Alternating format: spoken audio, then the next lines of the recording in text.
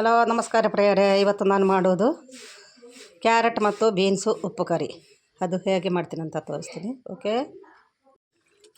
ಇದು ಚೆನ್ನಾಗಿ ತೊಳೆದು ಮತ್ತು ಕಟ್ ಮಾಡಬೇಕು.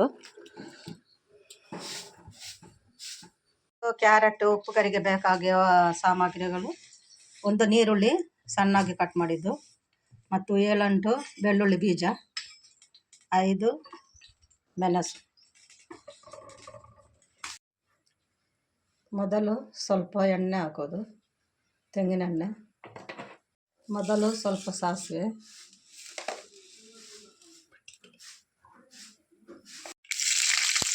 ಬೆಳ್ಳುಳ್ಳಿ,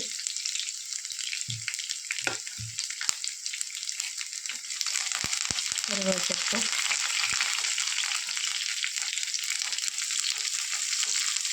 ನೀರುಳ್ಳಿ ಒಂದು,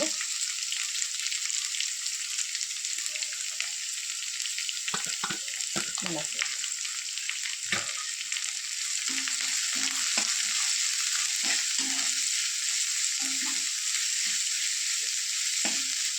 ಸ್ವಲ್ಪ ಅರಸಿನ ಹುಡಿ, ರುಚಿಗೆ ತಕ್ಕ ಉಪ್ಪು.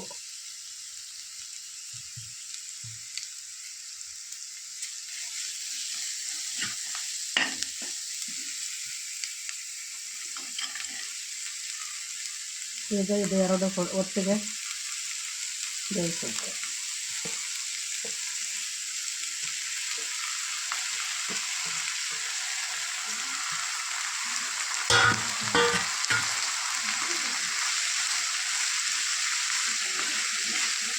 ಇದಕ್ಕೆ ನೀರು ಹಾಕಲಿಕ್ಕಿಲ್ಲ.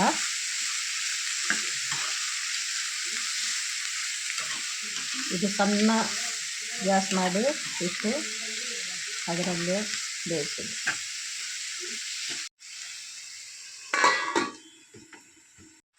ಈಗ ಇದು ಬೆಂದಿದೆ. ಇದಕ್ಕೆ ಸ್ವಲ್ಪ ತೆಂಗಿನ ತುರಿಯನ್ನು ಹಾಕುವ.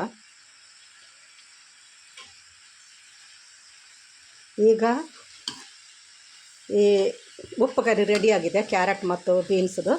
ನೀವು ಕೂಡ ಇದನ್ನು ಮಾಡಿ ಇದರ ಅಭಿಪ್ರಾಯ ತಿಳಿಸಿ, ಕಮೆಂಟ್ ಮಾಡಿ, ಲೈಕ್ ಮಾಡಿ, ಶೇರ್ ಮಾಡಿ.